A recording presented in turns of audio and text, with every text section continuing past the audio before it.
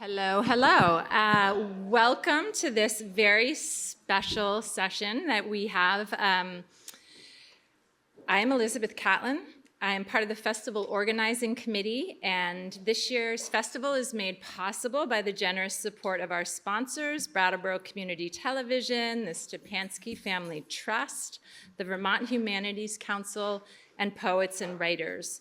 We would also like to thank the advertisers you see in our program, and we encourage you to support them while you're visiting or if you live here all the time. The festival is run entirely by volunteers, but has very real expenses, so we also encourage you to make a donation at the donation box in the back if you have not yet done so this weekend, or if you're moved to add to your generosity. You can also grab a card that has our QR code to donate online through the website. Now would be the moment to make sure that your phone ringer is off. Otherwise, you will be immortalized on the video that we are doing. And you can, however, use your camera phone to take pictures and share them on social media. This is such a delight. This event is sponsored by the Walpole Book Group, some of whose members are here. Very exciting to have support of some of our local book groups this year at the festival. And this one is pretty close to my heart because at last year's festival, I just kind of reached out and grabbed Lyn by the arm. She walked by me, and as if you are familiar with her book, you'll know she had a large presence as a social media influencer, and I saw her, and I think my friend who was with me is here, and I was like, oh my God, that's the accidental icon, and I just turned and bum rushed you and started talking to you and Calvin, but Lyn handled it very graciously, and we talked about the fact that she had a book coming out, and I said, I so hope you will come next year and be part of the festival. So I'm thrilled to welcome you, Lyn, and I'm also thrilled to have my dear friend Wendy, who many of you might recognize as the host of our local talk show. Here we are on BCTV, who has just an extraordinary gift of bringing people forward with their gifts and talents and stories. So Lyn describes herself as follows, quote, I am a social worker and a former professor of social work.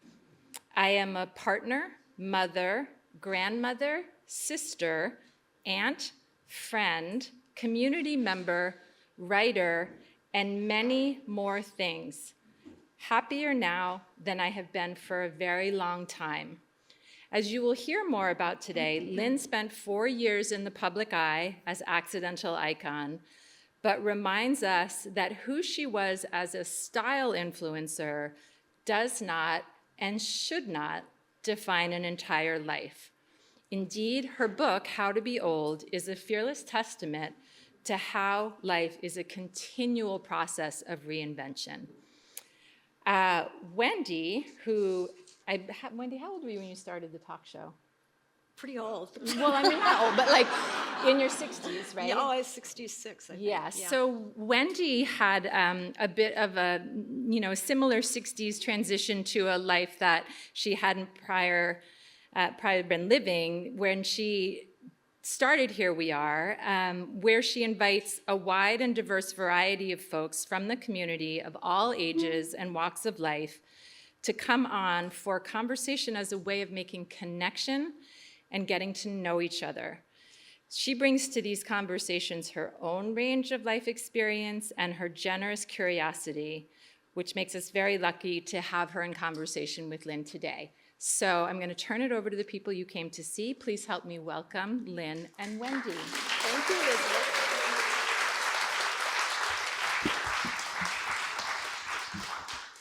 Can you hear us? Can you hear me? Can you hear Hello? Lyn, do you want to lower that? Yeah, maybe. Yeah. Okay, We need to be That's closer better, I together. Don't you think. think we need to be closer together? maybe. Yeah. Are you okay with that? Yeah. Yeah, we're just so used to. Lyn and I have been really lucky to have a few conversations before this. So we've gotten to know each other and have had a really good time doing it. But we did it by Zoom, which was really close. And then yesterday, we did it at Mocha Joe's, which was I think even closer. Yes. Is this a little better? Yes. I'll put my notes right up here. All right. And, And- thanks to BCTV for covering this. This is very exciting to And, have. and I just want to really thank Elizabeth for Yes. having me, and also this literary festival for being, and I've done a few of them this year, but this remains the most special, I think. And so I thank all of you for taking your time today to come, and I'm just very grateful to be here today. Yes, as am I. People, instead of raking leaves, are here with us. So we're really glad for that, because I saw a lot of people raking leaves on my way in. Thank you, Lyn. Thanks for being here. It's really wonderful to get to know you and to have these conversations that have been both enlightening and, I don't want to use the word validating, but it is kind of validating to speak with someone your own age and to talk about being in a whole new environment, which is also utterly familiar because it's you. But I think that Lyn and I have both talked about the discoveries and explorations that we've made, especially after turning 70, a new decade. People say the 60s are the adolescence of old age. Some people do, and I've stuck with that. And Yes. looking back, right? I think we both were like very rebellious teenagers when we were 60. Well, you especially. You had, at the age of 62, your whole life changed. And, for folks who either haven't read the book or don't know a lot about Lyn, could you give us a little snapshot? Sure. Because it's such an interesting story. Well, I have been a social worker in my public life, and again, in another never too late story is in my 50s, I decided to get my PhD. And I was lucky enough to get a position at Fordham University. And so I was teaching at that time probably for about 10 years, maybe more, maybe 12. And I was starting to feel very constrained in academia.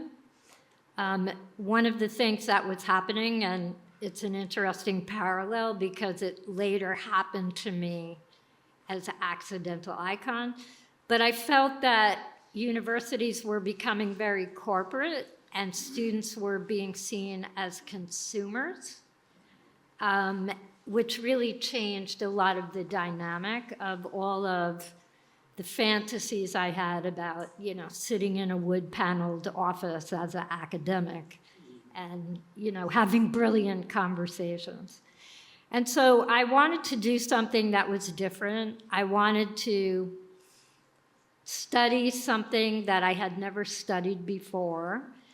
And so I started to take some classes at a fashion school in New York City. And I took jewelry fabrication, very random things. And I just started to become very interested in fashion more as a system because I'm a social welfare person, so I look at institutions and systems.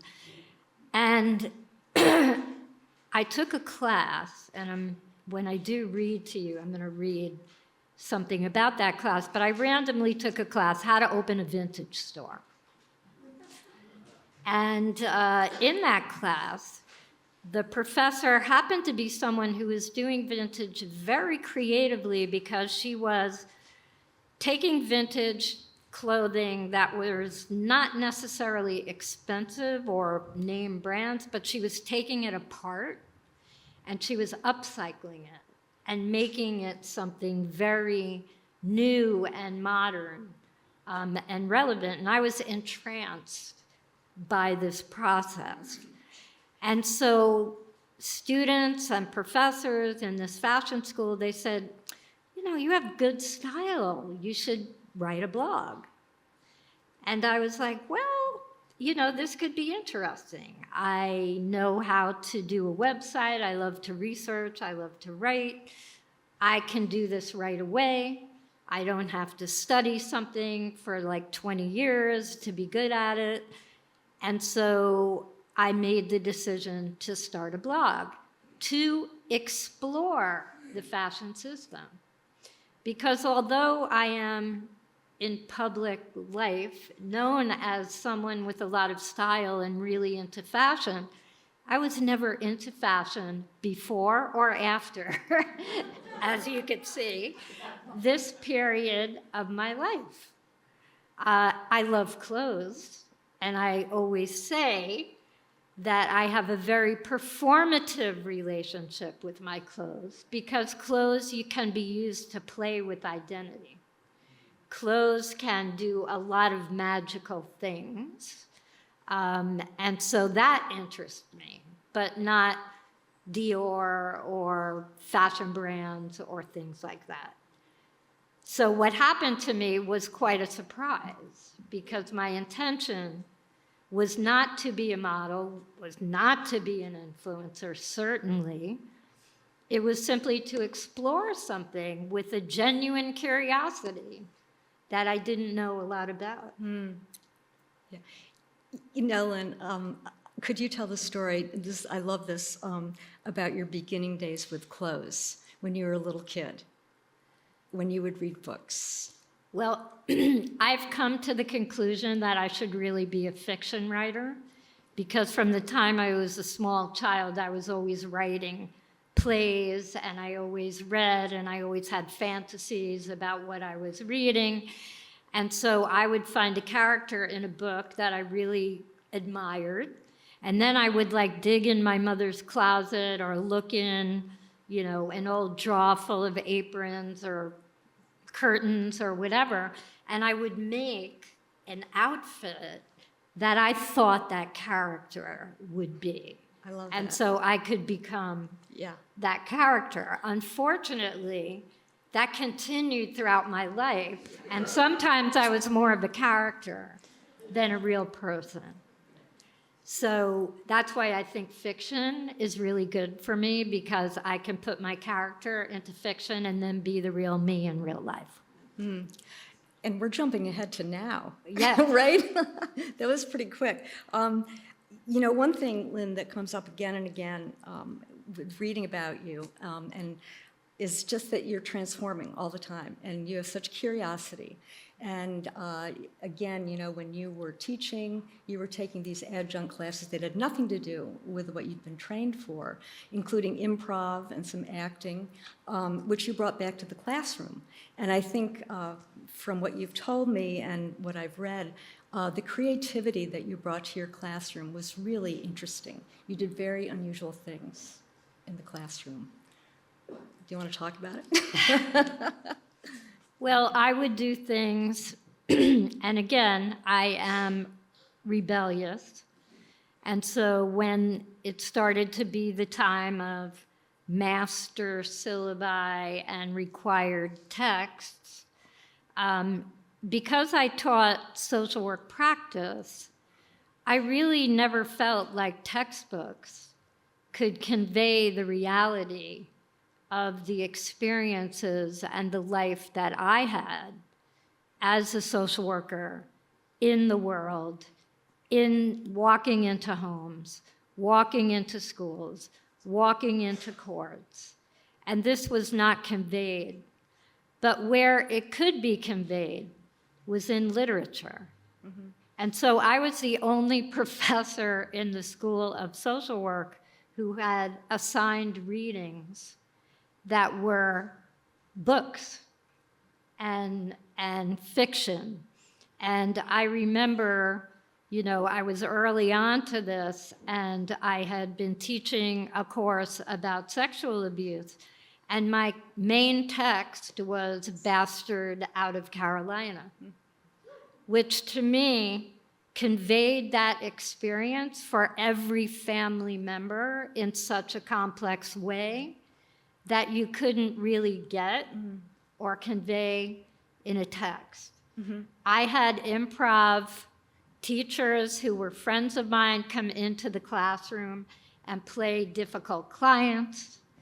I just used a lot of the things that helped me in my life and my practice, right, and brought it in.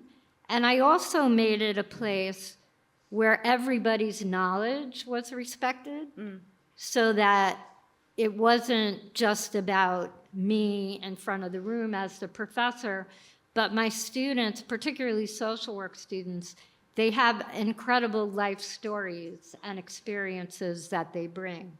And so I really tried to make everyone's knowledge be important to the process. And when you did a PowerPoint, which a lot of students are used to just taking notes on, you would do a PowerPoint of questions, Yes. right? You would throw out questions. I would only assign one reading, and other professors had like 20 readings, which of course, at some point, they're not going to do any of the readings, right? So I would much prefer they did one, and then we really, really delve into it. So my PowerPoints were questions that I wanted them to think about, and not this received knowledge that they were getting in other classes. Yeah. I'm not sure when this occurred for you, but I know you're going to FIT for classes and doing some sewing. But what I love, I've sewed miles and miles and miles of stitches in my life. And my best friend, and I think you agree with me, is the seam ripper. Yes. Right? And for anybody who sews, you know how useful a seam ripper can be. But what you did was to take that a little step further, and I love this, and it's so visual. You would take apart some of this vintage clothing and lay out the pieces as pattern pieces and reconfigure them, right? And then come up with a whole new garment. Right. So it was upcycling before that was popular. Right. Yeah. And I think, actually, interestingly, that's what I chose to read Oh, good. about. So I think Oh, it good. might be a good time Great. to do that. Nice glasses. Okay.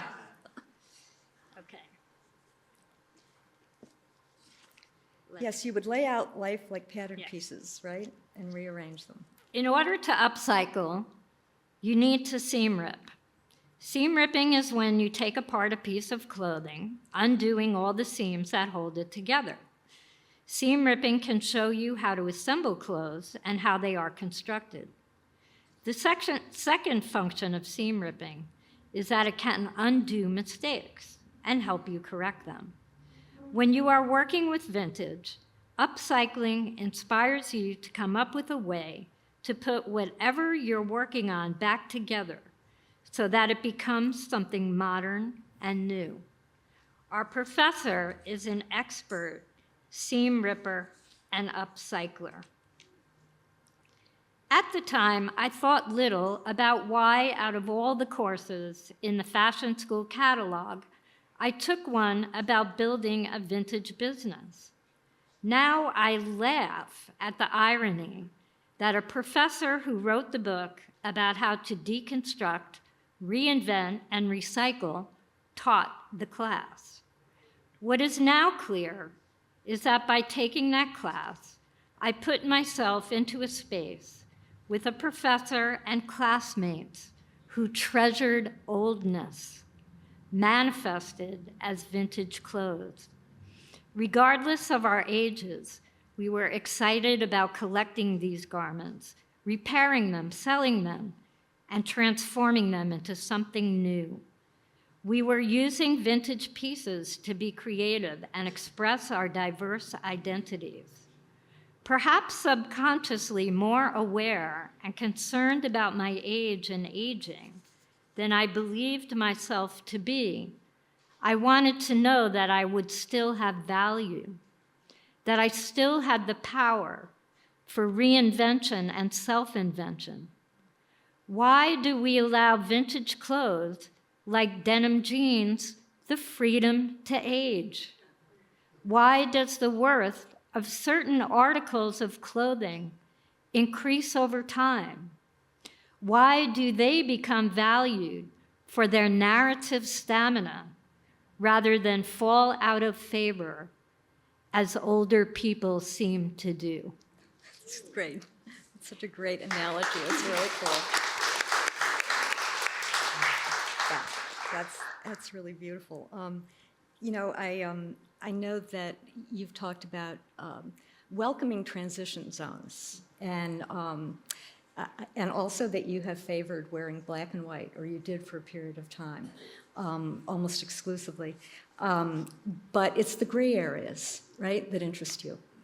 And could you talk a little bit about those gray areas, what they mean, how you navigate them? Well, I call them being in between times. Mm-hmm. And I think in my life, I haven't really been good at that, because I think I have pushed ahead with something while it was still gray. And I think one of the things that I'm really working on and learning about right now is how to just be in the process and how to stay in it. Mm-hmm. And it involves something, I talk about this with other older people, is when you stop working, it's kind of this big open space. And the question that I have for myself and others is, what does a stimulating and interesting and exciting life look like in the absence of striving? Mm-hmm. In the absence of all of the expectations and the roles and the things that institutions and families sort of put upon you. And when I turned 70, I had this moment where I was like, who am I? Like, who the F am I? Right? I need to uncover who that is. And I found this brilliant book. It's written by a woman. Her name is Marion Milner. I'm not sure if you've heard of it, because she wrote it in 1938. Wow. And it's called A Life of Her Own. And she started this project where every morning she just started writing without judgment, for no purpose. And she decided she was going to keep doing this and trick herself in a way to find out what made her happy, who she really was. And again, she states explicitly, under all of this baggage, that I'm carrying. And she did it for 7 years. She didn't look at it for 7 years. And then she went back and she analyzed it and she pulled out themes. And I started to do that process since I'm 70. I'm not doing it for 7 years because I don't have that kind of time. But it is an extraordinary process. And you begin to find out that it's the smallest, tiniest moments in your life that can bring you pleasure. Like, I can get giddy at this point by seeing the way the light is falling on my bowl of blueberries in the kitchen. Mm-hmm, mm-hmm. And all the things that I used to have to stimulate me, to, make me feel a certain way that I was contributing, that I was, I had a purpose. And I think the biggest gift that she gave me in that book was she came to this conclusion that perhaps my purpose is only to explore and discover. And I'm like, if that's all I have to do for the rest of my life, I am deliriously happy. Mm-hmm. Mm-hmm. Yeah, and I think we talked about this too, getting older, and the 60s are kind of a transition period, between, feeling that you're getting old and actually being old, right? And I think that my experience has been that things fall away of themselves. It's sort of what you're talking about, not striving, but there are just certain things that you don't think about or care about in a good way any longer, and that offers a breadth of experience to enter in, It opens up, I've been thinking about time a lot, and it's really hard to think about time. But I do notice, like, the course of a day, like sunrise to sunset and that kind of cyclic thing, that I think we are so busy in our lives. And it's not that we're not pretty busy now, but our attention has shifted. And that, to me, is one of the greatest. I mean, there are so many different gifts that I've experienced about getting older. And as we talked about before, a friend of mine who's my age, and we were in our early 60s, and she said, well, we were talking about getting older, and she said, well, you know, now we're in a different developmental stage. And I thought, whoa, that's a concept. I figured developmental stages ended when you became an adult, you know? But to look at life now as we're really, we are literally developing something different in our own selves that has always been there, you know? And I think, you know, for many of us who have been involved in spiritual groups or thoughts or readings or whatever, we think that we believe that we're searching for self, which is, I think, the way we've termed it starting in the 60s, right?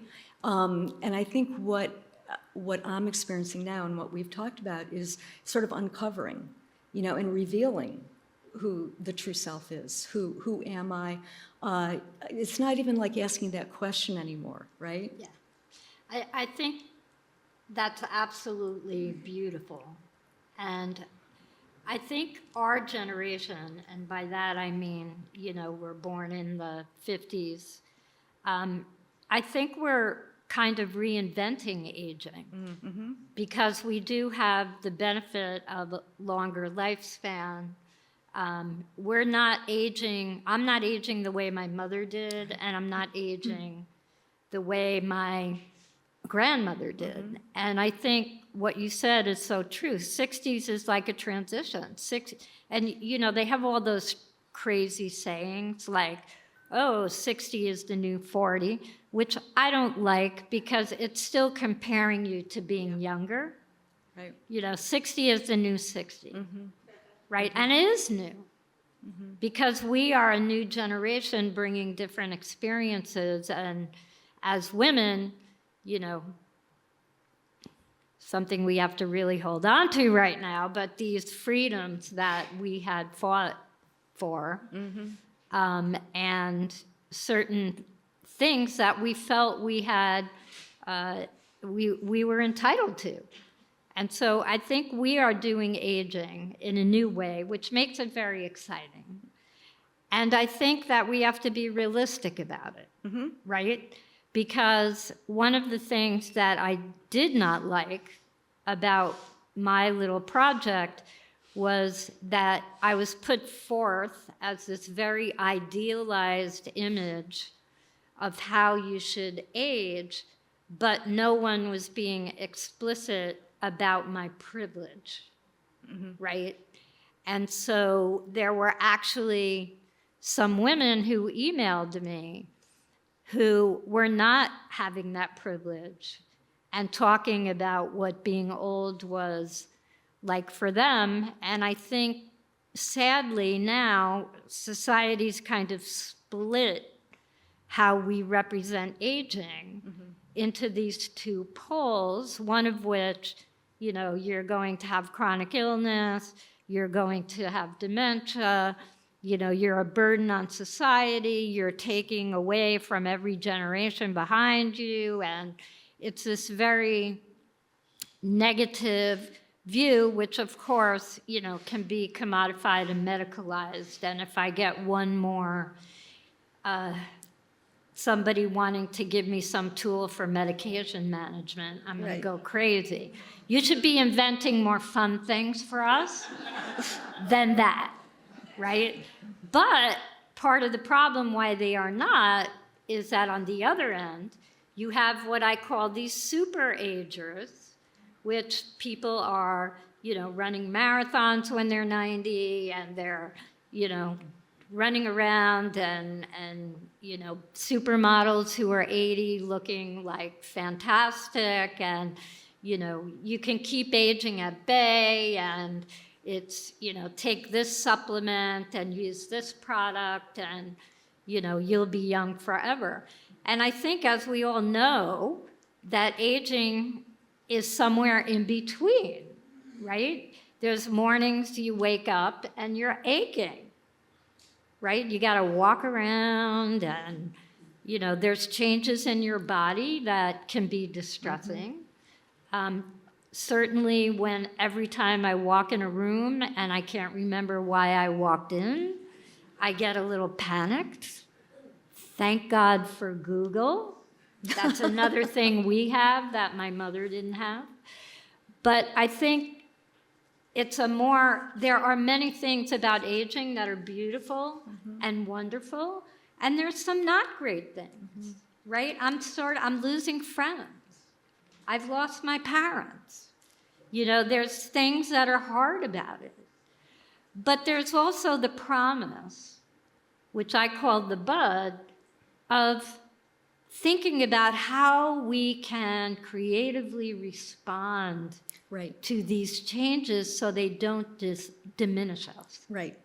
And that's what innovators should be, inventing things for us. That's right. Yeah. I remember, I think I was 55. This was a really long time ago. And I went in for a hearing test for some reason. I came out of the booth and he said, "You have really good hearing for someone your own age." So it's that comma. Right. Like we're getting used to that comma. It's like, I saw you the other night. You look great, Yeah. for someone your own age. And so there is that, and what you're speaking to also is the reality. It's this really interesting balance, I think, between the reality of, things are, like, I'm really surprised of all of a sudden I can't get up out of a crouch really easily. Like that happened in the last year, right? That's reality. And it's being honest, with how things are. There are things that are happening to our bodies, which are, on one hand, it's wondrous, and on the other hand, it's really upsetting, right? And I have to say, I've been deliriously excited because Apple is going to release earbuds that not only give you a hearing test, but they can function as a hearing aid. And so you don't have to, it's sort of like, okay, I don't have to have this device that's going to scream, I'm old. And it's the same thing with the Apple Watch, right? We wanted my mom to wear this thing around her neck in case she fell. And every time I went to visit her, it was hanging on the bedpost. Because we want to be independent. Yeah, right. And so now Apple Watch, which everybody, a lot of people have an Apple Watch, it has something on it that if you fall, you get a message and it says, "It looks like you've taken a fall. Do you need help?"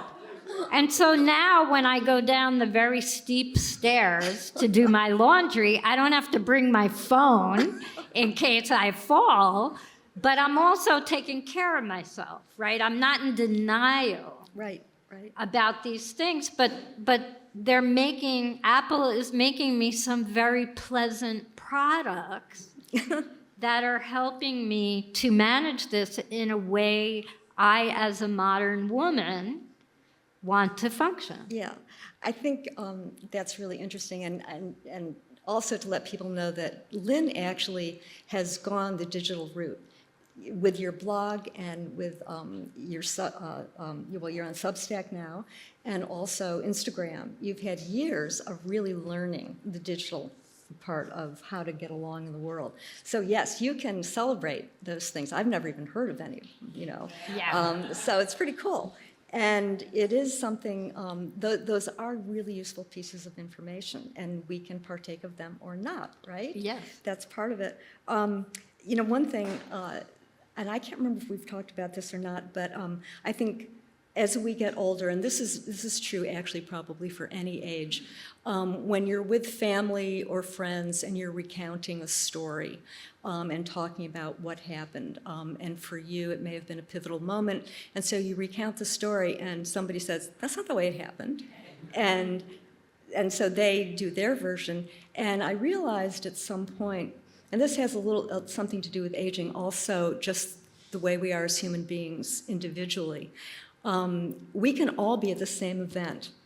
And it's almost like imagining being around a campfire, and we are all at different points, and we literally see things differently and remember things differently because we literally have a different perspective. And to me, that's been a great analogy, I think, for a lot of things. Memory, one of them, for sure, because now I don't have to get into arguments with my friends saying, no, I totally remember this exactly this way. It's like, oh, you saw it really differently than I did.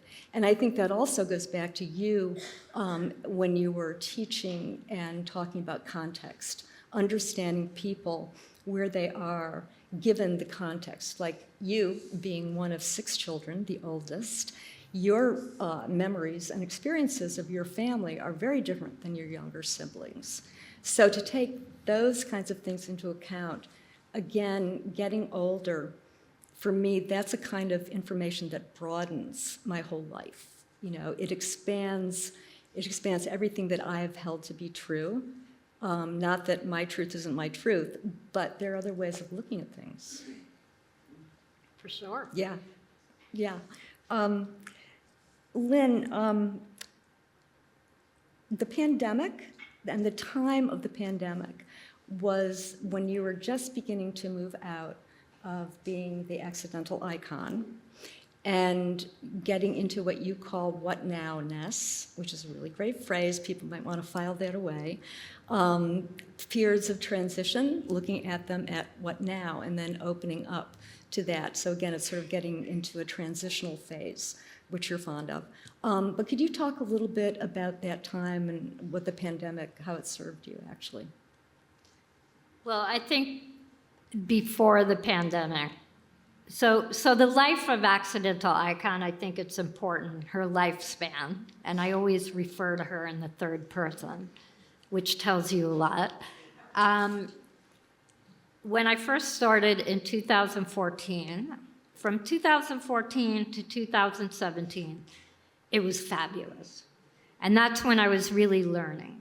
And I was just following all these fun things to do, like, oh, I'm gonna be in a music video with Charlotte Gainsbourg and play her older self, and no money, but it's just a fun thing to do. And I was just meeting a lot of young emerging designers. I was doing some stuff with independent magazines, just having fun and exploring. And in 2017, I inadvertently walked into a situation which kind of changed everything. And that situation was a blind casting call in Tompkins Square Park, and I ended up being in a Valentino eyewear ad. And I was very clueless about it. I got paid a small, teeny tiny amount of money because I had no idea you could make money from doing these fun things. And it was the same time that Joan Didion appeared in the Celine ad. So there were a lot of young women who were really excited by us being in those ads because it was the first time that a fashion brand had sort of featured women who weren't supermodels in a campaign. And so young women were kind of like, well, you know, Joan did, and we both had sunglasses on in our ads. We both looked very cool and disdainful and not smiling. And so I think young people were like, oh, maybe being old, you can still be a little bit cool. And so I began to have like hundreds of thousands of young followers in the beginning. And so the media, Bored Panda and HuffPost, they started to post pictures of me. And then there was the Valentino ad. And then I started to have agents, modeling agents, literary agents, all of these agents emailing me. And of course, it had to do not necessarily with what I was producing or what I was writing, but because I had 500,000 Instagram followers at the time. And so I really kind of got sucked in to that. And there were moments where it was exciting. But as time went on and things began to really change, particularly when things moved from blogging, which was about a lot of women writing about their love of fashion, to influencing, which was more about we're going to use these women to sell our clothes. Mm-hmm. And that's when it all started to really unravel for me, because you can't be creative. They tell you, you know, the brand will send you a brief and they'll say, oh, these are the photos we want you to emulate. This is what we want you to put in the caption. This is how, you know, what we want you to do. You have to do 2 reels and 1 post and 5 stories. And it became just, I just felt myself getting more and more miserable. And at this point, I had really reached the influencer's, you know, massive point of success, which was Hermes took me to Paris. And so it was hard for me to feel miserable when, on the other hand, there were a lot of people DMing me, wanting to be me and do this, and how do I become an influencer, and how do I get a modeling agent? And it was hard for me because I was like, I'm feeling guilty about not being happy about this thing that everyone thinks is so fabulous.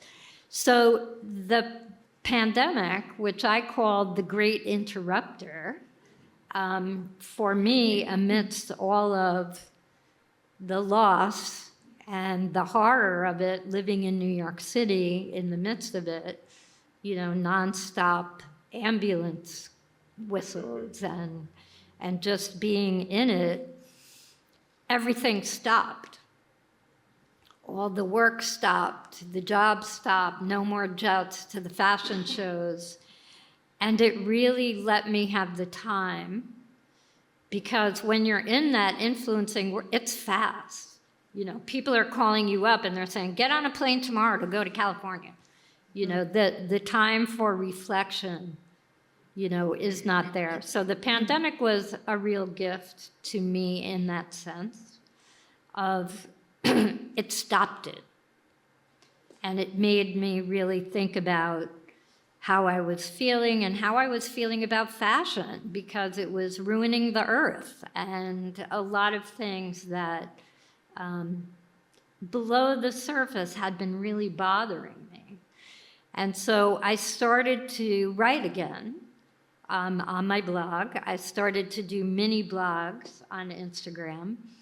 And a certain percent of the people that followed me began to really become engaged with my writing and how I was feeling and what I was thinking about. And so that really was, I have so much gratitude for them, because they gave me permission. And they said, you don't have to do that anymore, right? You can write. You can be who you really are. And we made the decision right at the end, because I couldn't see my mother or my grandchildren, or that we wanted to move closer to family, and we did. And it brought me in touch with nature. Mm-hmm. It brought me in touch with myself. I have 2 delicious grandchildren that I am so in love with, and we have a wonderful community, and it is a quality of life that when I was doing the other thing, I just didn't have. Mm. And you got a cabin at the back of your property, a writing cabin, right? Calvin built me a writing shed for my 70th birthday. Mm-hmm. Yes, a real, more than a room of your own. Yes. Yeah, that's great. And you've been writing in I that have cabin. been writing every day. You've been doing it every day. That's great. Yes. Yeah. So this book was kind of, for me, putting closure on that time of my life. And, you know, in some ways, it makes me feel like I have to sort of be a very beginning writer, because, you know, when you have almost 1 million followers on social media, you don't have to go around shopping for an agent, trying to find one. They are all emailing you. But the downside is they have a book in mind that they want you to write. And they had a book in mind about me being some badass older woman, and that this was going to be a Netflix series, and it was going to be all of these things. And that is not what I wanted to write about. You know, I wanted to write about the truth of that experience for me. And so I did have an editor. She was very young, and she did help me to have more of that voice in this book. But I feel like now, if I write another book, it's going to be the way that other writers do it.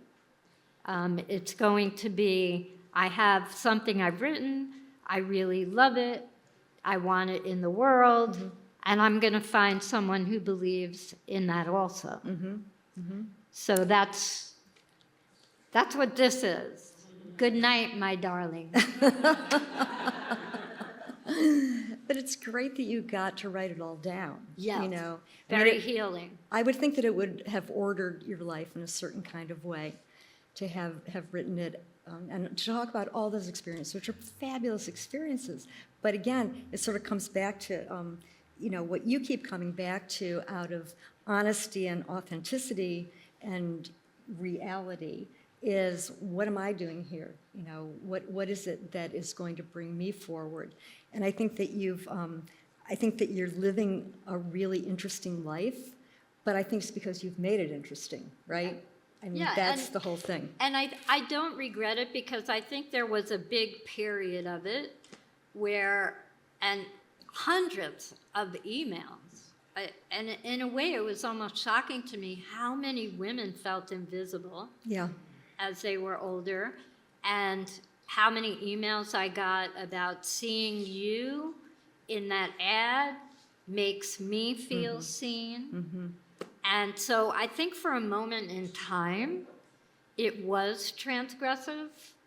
But then, like all other transgressive moments right now, the bigger machinery kind of takes it in and chews it up and makes it be what it wants it to be. Yeah. So I don't regret that part. Yeah. I think that it had a moment Yeah.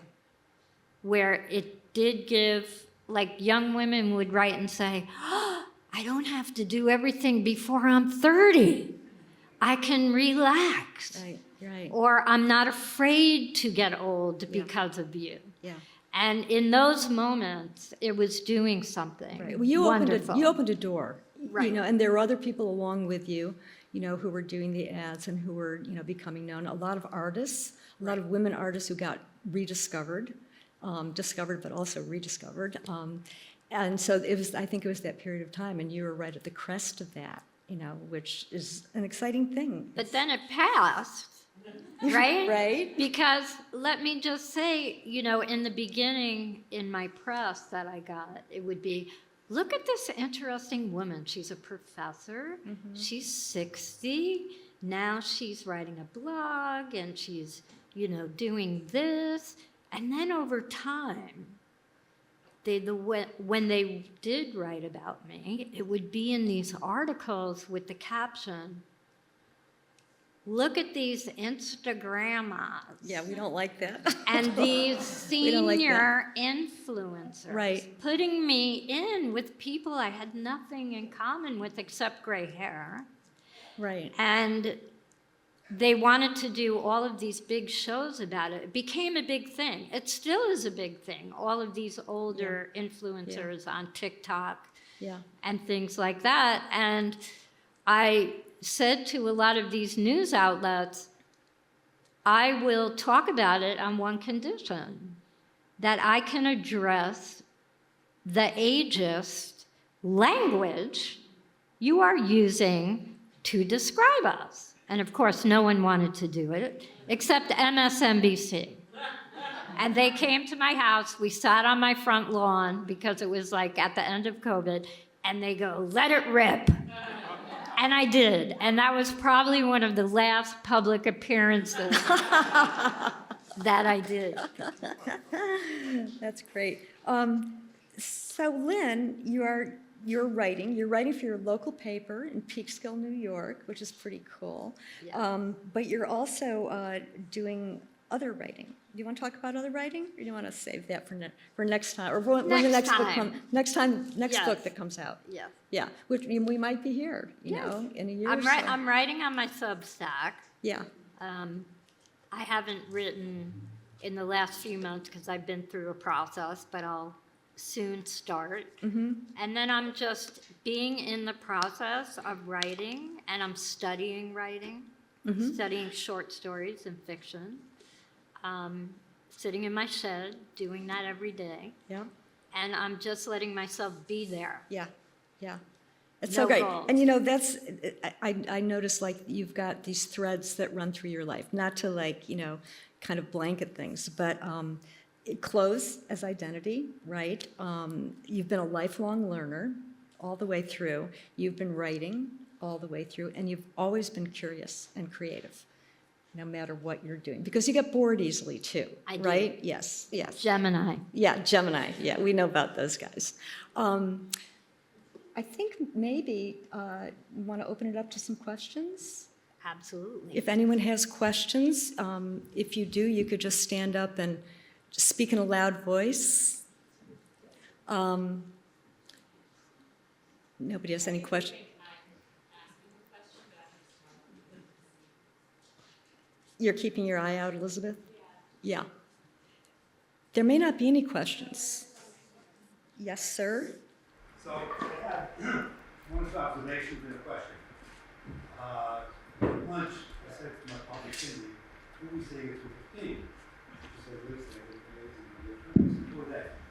And she gave me some information. I said, well, what book did you promote? And she said, How to Be Old? I said, you kidding me? I don't know how to be old. Well, what I don't know about being old, I don't know about standing young. Yeah. So you mentioned you're in New York City, okay, you're in New York City a lot. So a couple years back, my wife died 6 years ago, we gone to play, and it's 8th Avenue, you got 44th Street, New York, right? I'm hailing a taxi, indoor taxi, and it's 2 young ladies in there, jump up, and they say, hey, Pops. And I'm sitting there, Pops? Seriously, Pops? Okay, we're in a rush, we're talking, a meeting, we take your car. And I turned to my wife and I said, that was the first time I actually realized we're getting old. But don't you find, Kay, that a significant consideration, you talked about the genetic issues, health, mental health, physical health, but don't you find that time management is really at the root of a lot of your ability to say that? Assuming you Yeah, have- it's time management at the root. Yes.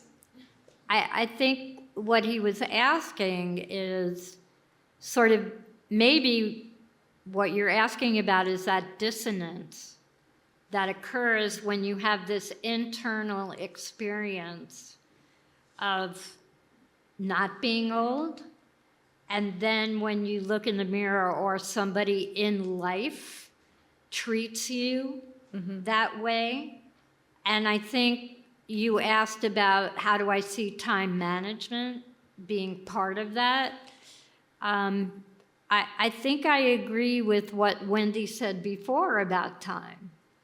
It's sort of like, I don't know that I pay all that much attention to it. You know, I think it's changing. Like I'm eating dinner at 5:30 instead of 8 o'clock. But I don't think it's a question, for me, Yeah. of managing time. I think it's nice to have a structure of some kind, like Lynn. Yes. No. Well, Some days it does and some days it doesn't. yeah, I think it's really variable, and I think again, we both spoke a little bit about our connection to nature. Yeah. Like just really becoming, gosh, in the last 10 years especially, I am so much more aware of nature, just overawed by it every day when I walk. I could even have a lousy day and still have that kind of awareness of being miraculous. So I think it's things like that that are part of the day, which usually you're going to, for so many years, you're going to work, or you're taking care of kids, or you're doing whatever. So to have this time fluidity where you are aware in a different, very different kind of way, I find, has been one of the huge gifts of getting older. I think for me, the most important, and the title of the book's misleading because I really don't know how to be old. But I think for me, the biggest thing that I keep bringing myself back to is to remain in the present and just to live in the present. Because it would be easy to slip into the past and be nostalgic, and that happens a lot, or to be in the future and be thinking and scared about death and all of that. And it's not that I deny it. I've gotten comfy with that idea. But it really is just staying in the present and really enjoying what is being given to you right now. And I think I would just add to that by saying that the present includes all the past and everything that perhaps is to come. And to be able to hold all those things simultaneously is kind of a really interesting exercise, for one thing. Yeah, because my brain, as I'm sitting in my shed writing, it's like, oh, you could get a different agent. You could, and I have to stop myself and bring myself back and just say, this is so pleasurable. What you're doing right now, just stay here.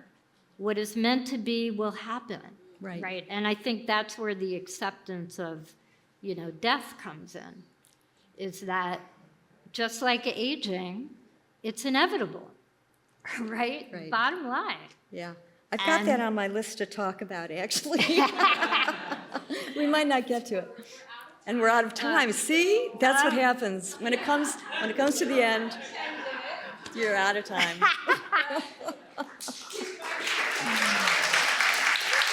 Thank you. Thank you.